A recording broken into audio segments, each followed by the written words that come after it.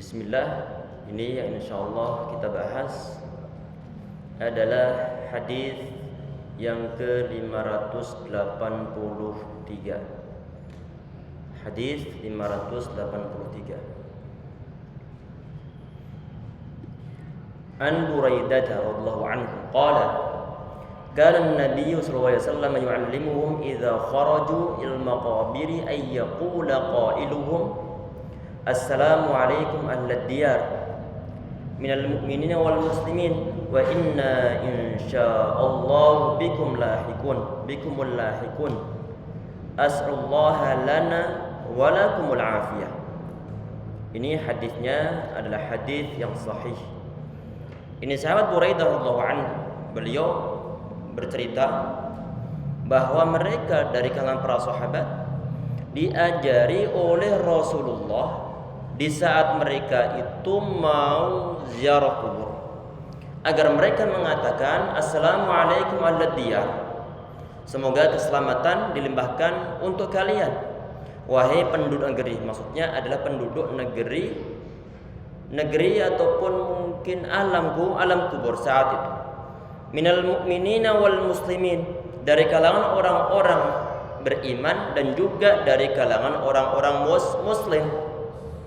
Wa inna insyaallah bikumul lahikun, dan insyaallah kami akan menyusul kalian. As'alullaha lana wa lakumul afiyah, dan aku mohon kepada Allah Subhanahu wa taala afiyah untuk kami dan juga untuk kalian. Di dalam bab ini ya ikhwah sekalian, ini adalah di antara kesunahan Nabi Muhammad. Beliau ajarkan kepada para sahabat untuk mengucapkan kata-kata ini di saat mereka itu ziarah kubur ataupun di saat mereka itu menginjak area kuburan, yang mana mereka ataupun kuburan-kuburan tersebut itu adalah kuburan-kuburan dari kalangan orang-orang Islam.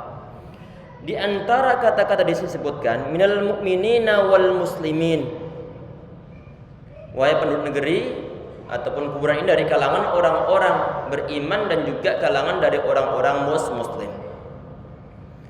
Kalau kita lihat redaksional hadisnya, kita lihat dari kata-kata hadisnya, di sana dipisahkan antara al-mu'minun sama al-muslimun. Ini ulama-ulama ahlussunnah wal jamaah, mereka punya suatu kaidah. Idza ijtama'a iftaraqa wa idza iftaraqa ijtama'a. Apa artinya? Kalau ada dua istilah ini, termasuk kata-kata al-mu'minun dan juga al-muslimun, ataupun misalnya adalah al-miskin sama al-faqir. Kalau dua istilah tersebut dalam hadis ini, kan di sini ada satu hadis disebutkan dua istilah, yaitu muslim sama mukmin. Mereka mengatakan kalau kedua istilah ini berkumpul dalam satu hadis ataupun berkumpul dalam satu ayat Al-Quran, maka nanti untuk al-muslim ataupun Islam itu sendiri itu diartikan adalah hal-hal yang berkaitan tentang masalah rukun-rukun Islam ataupun hal-hal amaliyah yang bersifat zahiriyah, bersifat lahir, termasuk zakat, puasa, haji, salat, apalagi syahadah. Ini adalah amalan-amalan yang bersifat lahiriah. Maka inilah yang disebut sebagai muslim ataupun Islam.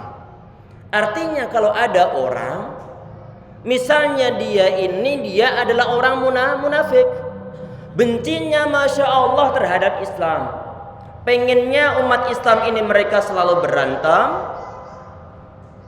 biar umat Islam mereka jauh dari syariat agama Islam.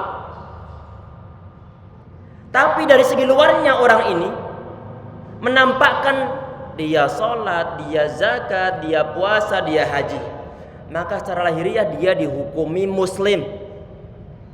Untuk di akhirat bagaimana? Tentunya dia adalah orang munafik.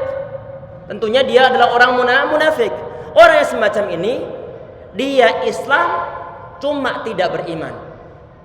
Islam cuma tidak beriman. Tadi ini untuk Islam diartikan hal-hal yang bersifat lahiriah. Untuk yang iman bagaimana? Berarti menyangkut masalah rukun-rukun iman. Iman kepada Allah, iman kepada malaikat, iman kepada para Rasulullah, iman kepada qadar, iman kepada hari akhir, iman kepada kitab-kitab Allah Subhanahu wa taala, iman terhadap para rasul. Kalau ada unsur iman dalam hati orang ini, dari segi luar dia itu melaksanakan suatu syariah yang bersifat lahiriah, termasuk rukun-rukun Islam, semua dia laksanakan. Dan di hatinya yakin, seyakin-yakinnya bahwa dia itu beriman kepada Allah Subhanahu wa taala, maka dia ini adalah mukmin muslim. Dia muslim dan juga beriman. Tadi kita sampaikan ya ikhwah, kalau dua istilah ini dikumpulkan dalam satu ayat, maka untuk Islam ataupun muslim itu sendiri itu untuk hal-hal yang bersifat lahiriah. Sedangkan yang iman ataupun mukmin bersifat batiniyah, beriman kepada Allah Subhanahu wa taala.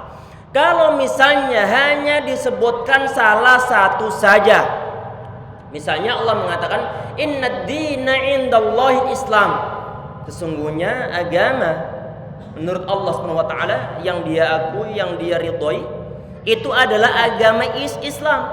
Di sana hanya disebutkan kata Islam saja tanpa ada penyebutan iman. Maka ini bagaimana? Kalau hanya disebutkan satu, yaitu kata Islam saja, maka iman masuk dalam kategori Islam ini. Termasuk kalau misalnya hanya disebutkan iman saja, sedangkan di Islamnya tidak disebutkan, misalnya may yakfur bil imani faqad habita amalu, barang siapa yang kafir sesudah dia beriman, maka terhapuslah segala amalannya. Di sana hanya disebutkan iman dan disebutkan kata Islam. Maka bagaimana? Maka Islam pun masuk dalam kategori iman. Ini kaidah ulama-ulama Ahlussunnah wal Jamaah, idza ijtama'a iftaraqa wa idza iftaraqa ijtama'a. Kalau mereka ini berkumpul maka maknanya berbeda. Kalau mereka ini berpisah maka maknanya nanti menyatu. Ini adalah kaidah ulama-ulama Ahlussunnah wal Jamaah tentang kesepakatan masalah istilah ini. Di sini ada kata-kata minal mu'minina wal muslimin, dari kalangan orang-orang beriman dan juga dari kalangan orang-orang muslim. Berarti iman dari segi batiniyah dan Islam dari segi lahiriahnya. Ini masalah ziarah kubur ya ikhwah sekalian, yang kemarin kita bahas di pertemuan sebelumnya, bahwa hukumnya adalah sunnah. Hukumnya adalah sunnah. Baru nanti bicara masalah praktek yang dijalani di dalamnya. Kemarin telah kita sampaikan. Tetapi untuk hukum asal dari ziarah kubur itu hukumnya adalah sunnah. Yang kemarin hadis yang kita sampaikan, Nabi Muhammad beliau pernah mengatakan dalam satu hadis yang sahih dalam riwayat Muslim, "Kuntu nahaitukum an ziyaratil qubur fazuruha." Kata beliau, dulu aku pernah melarang ziarah kubur, sekarang kalian ziarahilah. Artinya di sini ini bahwa awal-awal ziarah kubur itu dilarang, kemudian diperintahkan oleh beliau. Di antara tujuannya adalah untuk mengingatkan kematian kemarin. Itu yang pertama. Yang kedua adalah untuk mendoakan ahli kubur. Itu tujuan yang kedua. Tujuan yang ketiga kemarin disampaikan oleh semua ulama adalah husnul ahdi, tentang baiknya belas ataupun mungkin balas jasa ataupun penghormatan terhadap orang-orang yang telah meninggal dan mereka selama hidupnya pernah berbuat baik sama kita. Jelas insyaallah ya, kemarin telah kita bahas semuanya secara jelas insyaallah. Ini kan doanya Allahumma ataupun assalamualaikum ahlad diyar minal mu'minin wal muslimin wa inna insyaallah bikum lahikum as'alullah lana wa lakumul afiyah. Pertanyaannya, apakah nanti doa ataupun mungkin ucapan yang kita ucapkan di saat kita itu menziarahi kuburan para sahabat ataupun misalnya adalah para syuhada Uhud, yaitu orang-orang dari kalangan para sahabat yang meninggal mati syahid di daerah Uhud sana, apakah ada suatu ucapan khusus? Tidak ada suatu ucapan khusus. Berarti bisa juga menggunakan tadi itu ataupun ucapan yang secara umum diucapkan terhadap kaum muslimin. Kalau nanti untuk menziarahi kuburan Rasulullah SAW, apakah ada suatu ucapan khusus? Ini ada ucapan dari sahabat Ibnu Umar radhiyallahu anhu. Ini hadisnya hadis yang sahih, disahihkan oleh Al-Hafidz Ibnu Hajar radhiyallahu anhu rahimahullah. Bahwa sahabat Ibnu Umar radhiyallahu anhu beliau mengatakan, "Assalamu alayka ya Rasulullah." Ini ucapan beliau, "Assalamu alayka ya Rasulullah." Semoga keselamatan untukmu ya Rasulullah. "Assalamu alayka ya Abu Bakrin." Tentunya di sana saat kita menziarahi kuburan Rasulullah SAW yang ada di area Masjid Nabawi, tentunya di sampingnya ada kuburan sahabat Abu Bakar As-Siddiq radhiyallahu anhu. Kemudian ucapan yang disampaikan oleh sahabat Ibnu Umar itu adalah "Assalamu alayka ya Abu Bakrin." Kemudian beliau juga mengatakan, bergeser ke arah kanan, kemudian beliau mengatakan, "Assalamu ya alayka ya abati." Semoga keselamatan untukmu wahai ayahku. Ayahnya siapa ini? Karena beliau Abdullah bin Umar itu adalah anak dari sahabat Umar bin Khattab, yang mana kuburannya berjajar dengan kuburan kedua sahabatnya, yaitu Rasulullah dan juga sahabat Abu Bakar As-Siddiq radhiyallahu anhu. Sebagian ulama menambahkan begini, "Assalamu alayka ya khairatillahi min khalqih." Semoga keselamatan untuk engkau wahai sebaik-baik makhluk yang telah dicipta oleh Allah SWT. "Assalamu alayka ya sayyidal mursalin." Semoga keselamatan untukmu wahai tuannya para mursalin. "Asyhadu annaka balaghta risalah." Itu diantara ucapannya. Ini ya ikhwas sekalian, Al-Imam At-Tabari rahimahullah beliau mengatakan adalah kalau mengucapkan kata-kata tersebut yang disertai dengan pemanjangan kata-katanya, "Asyhadu annaka qad balaghta risalah wa adaital amanah wa nasahal ummah wa nasahtal ummah wa jahadta fi sabilillah haqqa jihadi." Ini ucapan-ucapan yang panjang disebutkan di sana. Al-Imam At-Tabari rahimahullah beliau mengatakan la ba'sa bihi, enggak jadi masalah. Illa anna littiba'a aula. Tetapi kalau ittiba' lebih utama. Untuk dalam masalah ini bagaimana? Maka mengikuti ucapan dari sahabat Ibnu Umar Ibnu Khattab radhiyallahu anhu. Dalam masalah ini ya ikhwas sekalian, kita mendapatkan buku dituliskan oleh Syekh Utsaimin rahimahullah dalam kitab Manasikul Haji wal Umrah. Dalam kitab Manasik Haji dan juga Umrah tentang masalah menziarahi kuburan Rasulullah sallallahu alaihi wasallam. Etikanya setelah kita itu sholat 2 rakaat di Masjid Nabawi, kemudian kita menziarahi kuburan Rasulullah SAW, menghadap ke arah kuburan dan juga tentunya membelakangi kiblat, karena kuburan Muhammad SAW beliau berada di sebelah utaranya, berarti menghadap ke arah sana, menghadap ke arah mana? Menghadap ke arah sana. Berarti di sebelah sananya itu adalah kiblat. Kemudian mengucapkan begini, "Assalamu alayka ayyuhan nabiy wa rahmatullahi wa barakatuh." Semoga keselamatan untukmu wahai Nabi dan juga rahmat Allah dan juga keberkahan dari Allah SWT. "Wa in zada syai'an munasiban fala ba'sa." Kalau ditambahi sesuatu yang sesuai maka enggak jadi masalah. Bagaimana? Seperti ucapan disampaikan oleh Imam Nawawi tadi dalam kitab Al-Adhkar An-Nawawiyah. Bagaimana ucapannya? "Assalamu alayka ya Khalilullah wa aminahu ala wahyi wa khairatihi min khalqihi, asyhadu annaka qad balaghta risalah wa nasatal ummah wa adaital amanah wa jahadta fillahi haqqa jihadih." Ini beliau mengatakan kalau cuman yang tadi awal saja "Assalamu alayka ya nabiyyu" maka fahasan, maka baik. Kalau nanti mau ditambahkan maka nggak jadi masalah. Allahu a'lam. Kemudian bergeser ke arah kuburan sahabat Umar, sahabat Abu Bakar, kemudian bergeser lagi ke arah sahabat Umar bin Khattab radhiyallahu anhu. Kemudian di poin berikutnya, tadi ini ada kata-kata di akhir sebentar. Ini sebelum kita bahas masalah kata-kata wal afiyah. Ini disebutkan juga oleh Syekh Utsaimin rahimahullah dalam kitab yang lain ataupun dalam fatwa beliau tentang masalah apa? Saat beliau ditanya tentang masalah apakah di saat kita itu melewati kuburan, sedangkan kita itu berada di luar kuburan dan kuburannya di sana ada pagernya, apakah kita itu perlu mengucapkan salam ataukah tidak? Ataukah kita itu perlu masuk kemudian baru mengucapkan salam? Ataukah boleh mengucapkan salam di luar kuburan? Beliau mengatakan begini, ana mutawaqqifun fi hadza. Beliau bertawakuf. Kemudian beliau bilang begini, ahyanan aqul, kadang-kadang aku bilang yusallim, orang tersebut perlu untuk mengucapkan salam. Karena kenapa?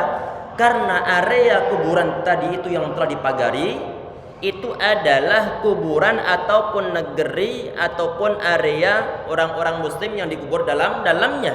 Dan kadang-kadang kata beliau la yusallim, orang tersebut tidak perlu untuk mengucapkan salam. Beliau membuat suatu analogi begini, anal insana law marra fi baiti rajulin, kalau seorang itu dia melewati rumah seorang laki-laki, wa huwa ya'lam anna ar-rajula fi nafsil baiti fa innahu la yusallim hatta yulaqiyahu wa yadkhula baitahu.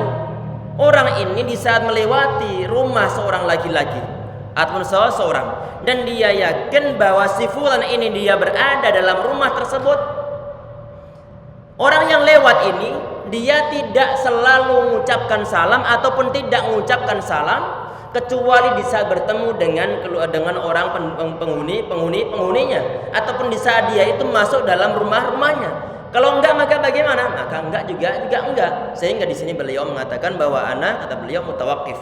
Beliau bertawakuf. Kadang-kadang beliau mengatakan perlu untuk mengucapkan salam, kadang-kadang tanpa perlu untuk mengucapkan salam. Ini disampaikan oleh beliau yang mungkin nanti bisa kita jadikan sebagai suatu rujukan di saat kita melewati suatu kuburan dan di sana dikuburkan banyak kaum muslimin. Tidak selalu kalau misalnya kuburannya itu dipagari, maka tidak selalu untuk kita mengucapkan salam di sana. Kadang-kadang kita mengucapkan salam.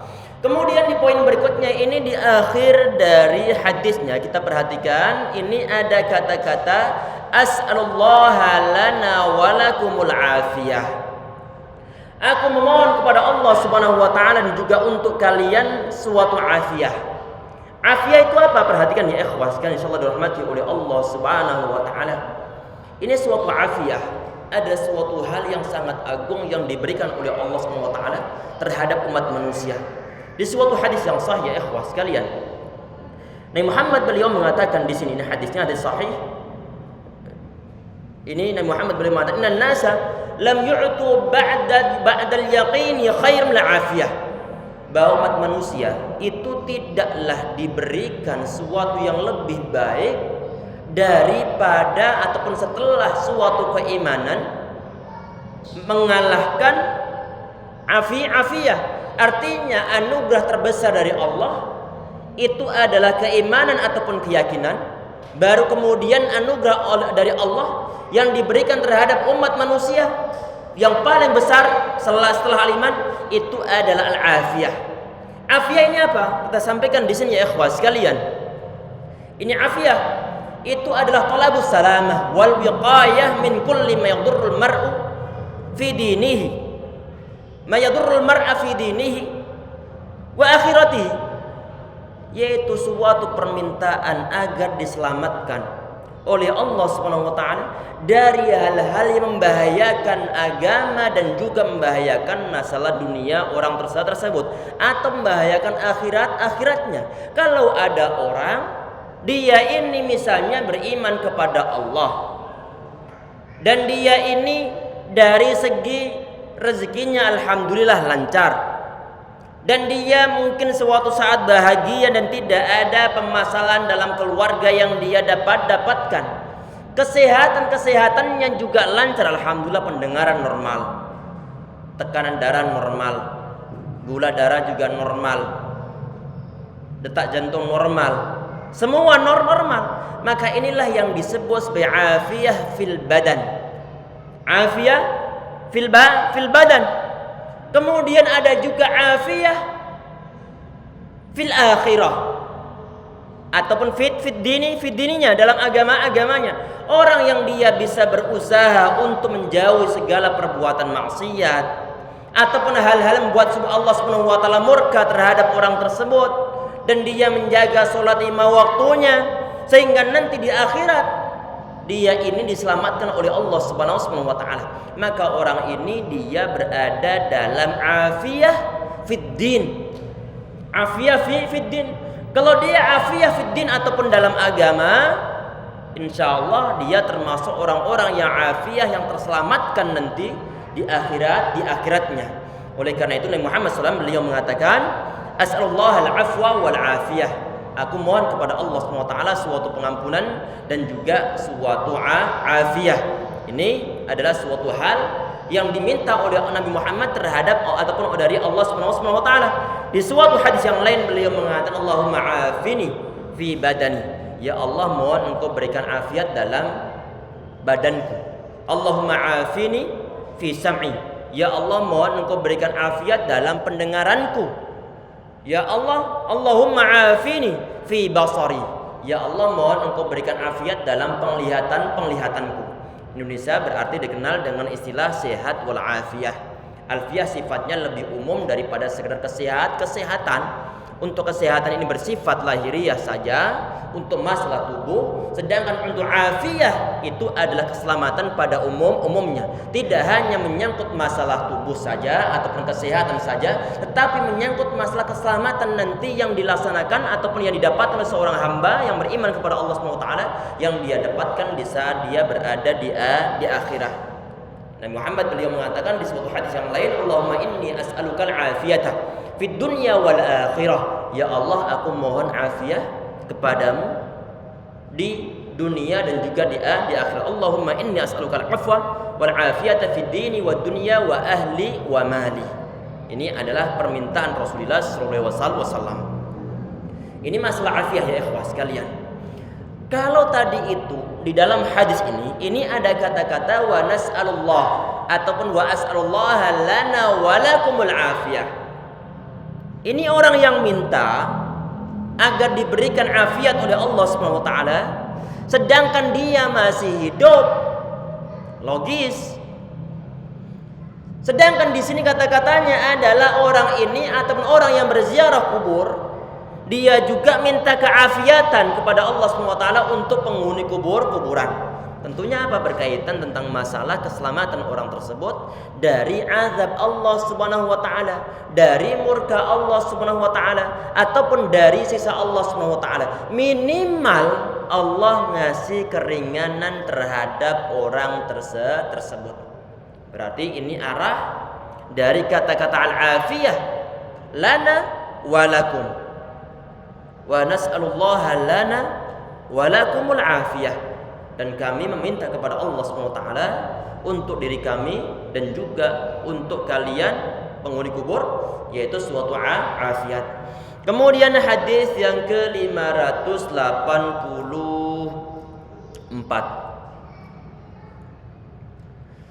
Wa 'an Ibn Abbas radhiyallahu anhu qala marra Rasulullah biquburin bil Madinah faqbala 'alaihim biwajhihi. Nabi Muhammad beliau melewati suatu kuburan di kota Madinah. Kemudian beliau menghadapkan wajah beliau menghadap ke arah kuburan tersebut maksudnya. Faqala, kemudian beliau mengatakan, Assalamualaikum ya ahlad diyar. Semoga keselamatan untuk kalian wahai penduduk negeri alam kubur. Ya ahlal kubur, yaghfirullahu lana wa lakum. Semoga Allah Subhanahu wa taala mengampuni dosa kami dan juga dosa kalian. Antum salafuna wa nahnu bil athar. Dan kalian adalah pendahulu kami dan kami akan menyusul kalian. Ini enggak jauh beda dengan makna-makna hadis yang kita telah terangkan di dua pertemuan sebelumnya dan juga pertemuan hari ini. Kita langsung bahaskan ke bab 67. Babu karahati tamannil mauti bisababin durrin nazala bihi.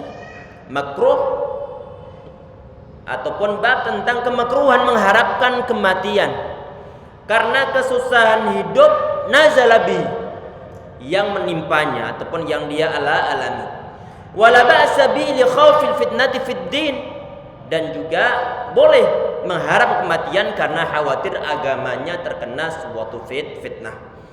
Dalam masalah hal ini ya ikhwah sekalian, ini di sini kan ada kata-kata bisababi durrin nazalabi.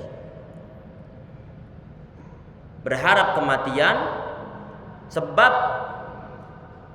kesusahan hidup, problematika masalah hidup yang dia hadapi, membuat orang ini berharap agar Allah Subhanahu wa taala mencabut nyawanya. Berharap bahwa usianya segera dicabut oleh Allah Subhanahu wa taala. Ya ikhwah sekalian yang insyaallah dirahmati oleh Allah Subhanahu wa taala. Ini kadang-kadang sebagian di antara umat manusia mereka diberikan suatu ujian oleh Allah Subhanahu wa taala. Baik ujian dari segi perekonomiannya, kesusahan hidupnya, ujian dalam rumah tangganya, ujian dalam kantornya, ujian dalam kesehatannya, sehingga di saat orang ini tidak bersabar, di saat mendapatkan suatu ujian dari Allah Subhanahu wa taala, dia berharap alangkah nikmatnya kalau dia mati saja. Kalau dia mati saja. Ini pembahasannya menyangkut masalah kematian. Sebelum kita lanjutkan pembahasan ini ya ikhwah, saya berikan dua pendahuluan. Allah Subhanahu wa taala mengatakan dalam suatu firman-Nya, "Wa ma asabakum min musibatin fabima kasabat aydikum." Allah mengatakan di sini artinya, dan apa saja musibah yang menimpa kalian itu adalah sebab ulah tangan kalian sendiri. Anak ulang, musibah apa saja yang menimpa diri kalian, artinya menimpa seluruh umat manusia, baik musibahnya musibah yang besar ataupun sekedar tangannya tergoles oleh pisau, ataupun di saat misalnya dia itu gunting rambut, kemudian bagian kulit rambutnya ada yang terkena pisau pencukur. Sekecil apapun musibah tersebut, perhatikan, fabima kasabat aydikum, adalah sebab ulah tangan kalian. Kalau itu adalah sebab ulah tangan kalian, ulah tangan kita sendiri di saat kita mendapatkan suatu musibah, maka kita nggak perlu untuk nyalahkan orang lain. Tidak perlu untuk nyalahkan orang lain. Seharusnya kita kepikiran, dosa anak apa ya kira-kira yang telah saya laksanakan sebelumnya, sehingga tahu-tahu kemudian dompet saya hilang. Kesalahan saya apa ya sebelumnya ya? Dosa apa sebelumnya? Maksiat yang telah aku laksanakan apa sebelumnya? Sehingga kemudian tahu-tahu di saat naik motor enak-enak kemudian roboh atau mungkin nabrak. Kita mikir terlebih dahulu sebelum kita nyalahkan ke yang lain-lain. Gak perlu nyalahkan yang lain-lain. Adalah kita salahkan diri kita sendiri terlebih dahulu. Karena tentunya perbuatan maksiat yang dilaksanakan oleh seorang ini kadang-kadang perlu diberikan suatu balasan oleh Allah SWT. Yang baik dibalas kebaikan, maksiat dibalas dengan suatu hukuman. Ini pertama ya ikhwah sekalian. Sehingga di saat kita mendapatkan suatu musibah adalah kita perlu untuk introspeksi terlebih dahulu. Kita mikir, kita baca istighfar. Walaupun toh kadang-kadang kita belum mendapatkan kira-kira titik dari kemaksiatan kita itu yang mana, sehingga kemudian di masa berikutnya atau beberapa hari setelahnya kita diberikan suatu hukuman oleh Allah Subhanahu wa taala. Itu yang pertama ya ikhwah sekalian. Dan Allah mengatakan juga di kelanjutan ayatnya, wa ya'fu an katsir, dan Allah mengampuni banyak dosa-dosa. Artinya dosa yang kita laksanakan ini tidak serta-merta langsung diberikan hukuman dunia oleh Allah Subhanahu wa taala. Allah banyak mengampuni kesalahan-kesalahan kita. Itu poin yang pertama ya ikhwah. Ini para ulama termasuk al-Imam At-Tabari rahimahullah, beliau menafsiri tentang masalah fabima kasabat aydikum, jadi suatu musibah yang menimpa kalian itu adalah sebab ulah tangan kalian. Beliau mengatakan fa inna yusibukum dzalika uqubatun minallah. Jadi yang menimpa kalian, musibah yang menimpa kalian itu adalah uqubatun minallah. Itu adalah suatu hukuman dari Allah Subhanahu wa taala kepada kalian. Bima jutarabtum minal atham fima bainakum wa baina rabbikum. Sebab kalian telah melaksanakan suatu dosa antara kalian dengan Allah Subhanahu wa taala. Ini adalah penafsiran Al-Imam Tabari rahimahullah, ini juga nggak jauh beda dengan penafsiran dari Imam Ibnu Katsir rahimahullah ataupun ulama-ulama al-mufassirun yang lainnya. Itu satu poinnya, ikhwah. Poin yang kedua, ada suatu musibah yang menimpa umat Islam, umat manusia. Ini adalah untuk tukaffiru anhu sayyi'at atau tukaffaru anhu sayyi'atu, untuk dihapuskan kesalahan-kesalahan, dosa-dosa untuk dihapuskan. Kita bersabar, kesalahan yang telah kita laksanakan kemudian diberikan hukuman oleh Allah Subhanahu wa taala, kemudian kita bersabar, maka hal tersebut akan dijadikan oleh Allah Subhanahu wa taala sebagai penghapus dosa-dosa. Allah Subhanahu wa taala, dia mengatakan, Nabi Muhammad beliau mengatakan, "Ma min musibatin tusibul muslima illa kafarallahu biha anhu hatta syauka yushakuha." Jadi kata Nabi Muhammad SAW dalam suatu hadis yang sahih dalam riwayat Imam Muslim dan juga Al-Bukhari, tidaklah ada suatu musibah yang menimpa umat Islam illa kafarallahu biha anhu sayyi'atah, atau kama qala alaihi salatu wassalam, kecuali hal tersebut dijadikan oleh Allah Subhanahu wa taala untuk melebur dosa-dosa. Kalau suatu musibah yang menimpa kita, baik berupa musibah mungkin ditinggal meninggal keluarga, baik musibah sakit gigi, baik musibah gagal panen, baik musibah kena duri, baik musibah keiris bagian kulit kita, semua itu adalah kalau kita bersabar akan dijadikan oleh Allah Subhanahu wa taala sebagai penebus kesalahan-kesalahan. Walaupun sampai hal-hal yang terkecil, termasuk nanti adalah au khuttat, ataupun nanti adalah yarfa'ullahu biha anhu darajah, derajat keimanan akan diangkat oleh Allah Subhanahu wa taala. Artinya ikhwas sekalian, tidak ada suatu hal yang menimpa umat Islam, baik kesedihan, kemalangan ataupun yang lain sebagainya, kemudian dia itu berharap agar nyawanya dicabut oleh Allah Subhanahu wa taala. Tinggal disabarin, tinggal disabari. Umat Islam itu enak dari segi apa? Ajaban li amril mu'min, inna amrahu kullahu khair, atau kama qala alaihi wasallam. Sungguh mengagumkan urusan umat Islam. Semua hal yang menimpa dia, segala hal yang menimpa dia itu bernilai sebagai suatu kebaikan. Idza asabathu syarra syakar. Kalau dia mendapatkan suatu kebahagiaan, dia bersyukur. Idza asabathu dharra sabar.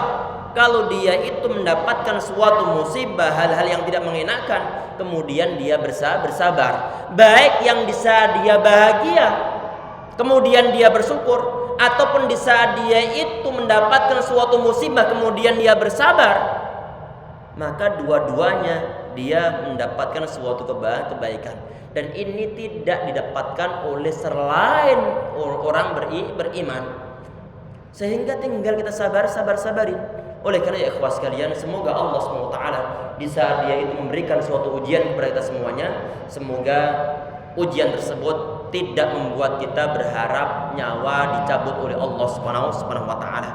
Tapi insya Allah ada kebaikan di sana, kita kuatkan. Semoga diberikan kekuatan oleh Allah Subhanahu wa taala insya Allah. Dan di poin-poin berikutnya nanti insya Allah disebutkan hal-hal ataupun di antara alasan kenapa umat Islam, kenapa umat manusia tidak boleh untuk mengharapkan suatu kematian lidurrin asabah, karena suatu hal yang menimpanya ataupun suatu musibah yang menimpanya.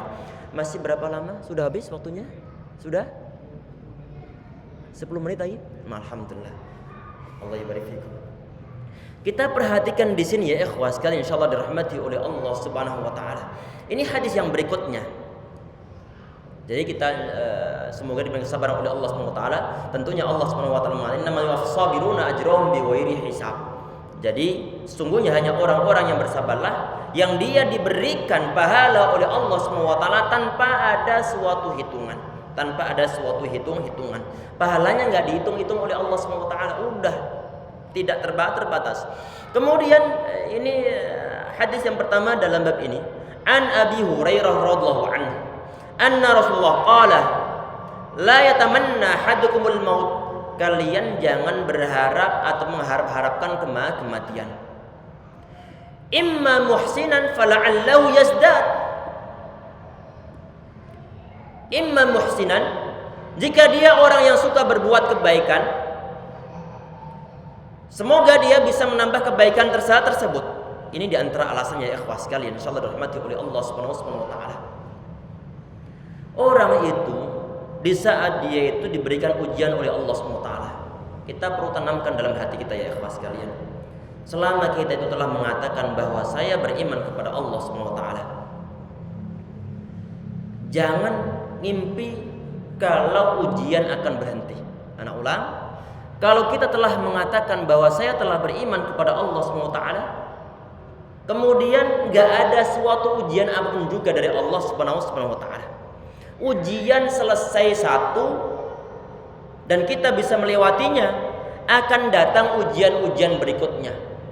Walaupun bukan ujian berat, walaupun sekedar tumpukan baju yang belum dicuci, mau kantor habis semua bajunya. Suatu ujian bukan? Suatu ujian yang kecil selesai, kemudian muncul ujian-ujian berikutnya. Kapan ujian selesai? Di saat telah nanti kita meninggal, baru selesai ujiannya. Apakah memang benar-benar selesai setelah meninggal? Belum selesai. Bagaimana bentuknya nanti? Tentunya akan ada ujian yang berupa pertanyaan kubur. Ujian bukan, pertanyaan kubur ujian. Pertanyaan kubur nanti atau azab kubur adalah untuk menghapuskan dosa-dosa kita. Ataupun nanti ahwalu yaumil qiyamah, rasa kengerian yang ada di dalam hari kiamat, baik di padang mahsyar, baik di as-sirat, baik di neraka, yang di dalamnya dimasukkan orang-orang yang berdosa dalamnya, adalah untuk membersihkan umat manusia. Sehingga bagi orang-orang yang dia berhak, setelah bersih semuanya, baru nanti dia dimasukkan dalam surganya Allah Subhanahu wa taala. Semoga Allahumma ja'alna minhum. Semoga kita dijadikan oleh Allah Subhanahu wa taala termasuk dari ahli jannah insyaallah, amin ya rabbal alamin. Jadi di saat kita itu beriman kepada Allah Subhanahu wa taala, jangan mimpi kalau ujian akan berhenti. Karena Allah mengatakan, ahasiban nasu ayyutraku ayyaqulu amanna wa hum la yuftanun. Orang-orang itu jangan ngira di saat dia telah mengatakan amanna wa hum la yuftanun, kemudian mereka enggak diuji lagi oleh Allah Subhanahu wa taala.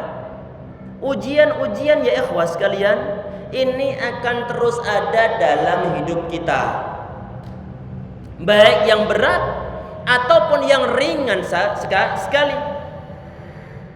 Ini adalah ujian-ujian keimanan, sehingga nanti nampak mana yang imannya adalah iman yang benar-benar murni, dan mana iman yang imannya adalah iman-iman yang kawi ataupun iman yang palsu. Semoga Allah berikan ketakwaan kepada kita, keimanan kepada kita semuanya, sehingga terus kita diberikan kesabaran di saat menghadapi suatu ujian macam apapun juga. Semoga kita kuat dan semoga kita bisa melewatinya dan tanpa ada suatu pelanggaran syariah agama Islam. Amin ya rabbal alamin. Ya ikhwah sekalian, tadi Nabi Muhammad beliau mengatakan imma muhsinan fala'allahu yazdad. Kenapa enggak boleh ngarep-ngarep kematian? Ini diantara alasannya begini. Kalau dia itu orangnya adalah orang yang berbuat kebaikan, maka kalau dia ini enggak segera mati, maka siapa tahu nanti kebaikan terus dia bisa menambahnya. Kita misalnya ada orang muslim dan dia itu orang yang taat, tentunya di saat imannya ataupun di saat nyawanya diberikan suatu panjang oleh Allah SWT, tentunya amal perbuatannya lebih banyak daripada seorang muslim yang sama-sama beriman kepada Allah SWT, sedangkan nyawanya cuma sampai 15 tahun. Misalkan begini, ada orang nih, dia usia 70 tahun, dari usia balik sampai usia 70 tahun dia taatnya Masya Allah. Sunnah-sunnah Nabi Muhammad dia laksanakan. Kebaikan-kebaikan berusaha untuk dia kejar. Dia berusaha untuk berlomba-lomba dalam kebaikan. Usia 70 tahun sampai 70 tahun. Kebaikan-kebaikan dia laksanakan. Kemudian ada orang yang kedua, dari balik sampai usia 15 tahun, Masya Allah taatnya, subhanallah. Sebagaimana orang yang pertama. Cuman ini orang meninggal 15 tahun. Kira-kira pahalanya banyakan mana? Orang yang pertama. Sebagaimana begini misalnya, ada orang berlomba-lomba untuk membuat kain tenunan. Si A ini dia membuat kain tenunan, kemampuannya sama dua orang ini. Dan setiap waktu yang terluang dia gunakan untuk membuat suatu kain tenunan. Ini si A, dia membuat kain tenunan sekitar 5 meter dalam masa 5 hari, kemudian dia berhenti. Kemudian si B, dia sampai 100-an meter, sampai 500 meter. Karena kenapa? Karena dia tidak hanya sekedar beberapa hari saja dia membuatnya, tetapi adalah sampai 1 bulan, 2 bulan ataupun bahkan lebih. Artinya bahwa penambahan usia seseorang, dan kalau orangnya itu adalah orang yang baik, kalau dia orang baik mendapatkan suatu musibah, jangan berharap kematian. Karena kenapa? Karena potensi menambah amal kebaikan sangat besar. Sehingga ya ikhwah sekalian, Nabi Muhammad beliau mengatakan khairun nasi man tala umruhu wa hasuna amaluhu.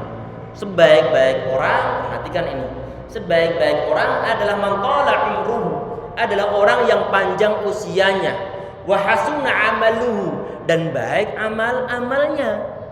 Semakin banyak, semakin panjang usianya, sedangkan amal perbuatannya adalah amal perbuatan yang saleh, maka itu adalah sebaik-baik orang. Ini predikat disampaikan oleh Rasulullah, adalah sanjungan beliau, pujian beliau terhadap orang tersebut. Di hadis yang lainnya, dalam hadis yang disahihkan oleh Syekh Al-Albani rahimahullah, tuba liman tala umruhu wa hasuna amaluhu. Beruntunglah, kata beliau, beruntunglah orang yang tala umruhu, yang panjang usianya, wa hasuna amaluhu, dan yang baik amalnya. Panjang usia baik amal, bukan panjang usia buruk amal. Ini kebalikannya ini kalau buruk amal nih. Ini hadisnya hadis sahih disahihkan oleh Syekh Al-Albani rahimahullah. Jadi ya ikhwah sekalian, insyaallah dirahmati oleh Allah Subhanahu wa taala. Ini adalah tentang diantara alasan kenapa seorang muslim sepahit apapun ujian hidupnya, kadang-kadang sebagian generasi kita itu lemahnya Masya Allah, gara-gara putus pacar, bunuh diri, mengharap kematian. Emangnya cuma ini masalah pacaran, hukumnya lain jelas. Tapi yang kita ingin mengambil ibrah di sini ini adalah generasi kita itu lemahnya Masya Allah zaman kita saat ini.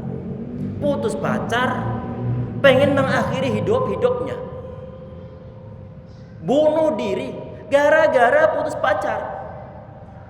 Ini generasi-generasi yang lemahnya Masya Allah. Semoga Allah SWT memberikan hidayah kepada kita semuanya, memberikan hidayah kepada generasi-generasi kita. Kadang-kadang kurang memikir. Dari segi apa? Dari segi emangnya Allah menciptakan seorang laki-laki, banyak yang lain. Emangnya Allah SWT hanya memberikan suatu pilihan terhadap orang tersebut? Tidak. Begitu mudahnya orang ingin mengakhiri hidupnya gara-gara putus cinta. Begitu lemahnya. Ya ikhwas sekalian, sepahit apapun ujian hidup, baik kesehatan, nggak sembuh penyakitnya, duit ada sampai bermiliar-miliar, cuma untuk makan nasi, makan sate nggak diberikan suatu kesempatan oleh Allah Subhanahu wa taala. Karena kalau katanya kalau makan ini nanti ente akan meninggal sekian beberapa bulan lagi. Ketakutan dia. Ketakutan. Diberikan ujian oleh Allah Subhanahu wa taala, jangan berharap suatu kematian.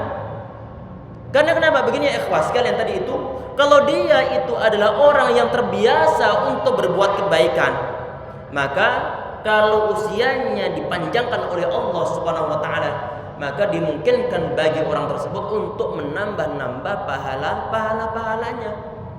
La'allahu yazdad. Kebaikan-kebaikan dimungkinkan bertambah. Memang berbeda antara orang yang usia pendek sama usia yang panjang. Dari segi apa? Dari segi penambahan amal perbuatannya. Dari segi pahalanya. Di saat ya ikhwah sekalian, ada dua orang yang masuk Islam di zaman Rasulullah. Ini disahihkan oleh Al-Albani rahimahullah dalam riwayat Imam Ahmad. Dua orang dia masuk Islam, kemudian dua-duanya mati syahid. Di tahun ini misalnya, kemudian satu orang lagi di tahun berikutnya. Kemudian seorang sahabat yang bernama Talha bin Ubaidillah, beliau bermimpi tentang apa? Sebagian di antara dua orang tersebut bermimpi, satunya masuk ke dalam surga lebih cepat daripada orang yang kedua. Padahal dua-duanya mereka ini matinya adalah mati syahid melawan orang-orang kafir di medan pertempuran. Ini membuat sahabat Talha bin Ubaidillah beliau heran. Langsung nanya kepada Rasulullah di saat pagi harinya. Nabi Muhammad beliau mengatakan, "Alaysa qad sama ba'dahu Ramadan?" Bukankah orang ini yang dia enggak mati syahid terlebih dahulu, mati syahid di tahun depannya, bukankah dia telah berpuasa, ada penambahan puasa Ramadan? Wa shalla fi raq'ah atau kadza wa kadza raq'ah. Bukankah dia telah menambah sekian ribu salatnya?